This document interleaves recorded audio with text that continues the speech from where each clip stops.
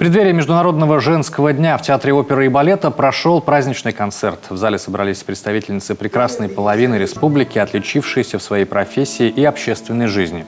С наступающим праздником жительница региона поздравила глава Коми. Отдельно он обратился к женщинам, которые сегодня куют победу в тылу и собирают посылки для наших бойцов на передовой.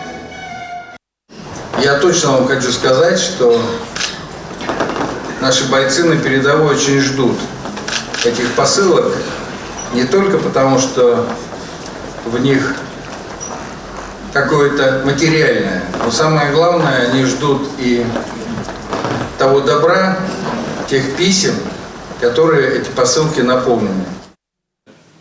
Отдельно Владимир Уйба отметил представительниц прекрасного пола, которые самоотверженно трудятся на благо региона и страны. Звания заслуженных и почетных работников из рук главы региона получили специалисты отрасли здравоохранения, сельского хозяйства и культуры.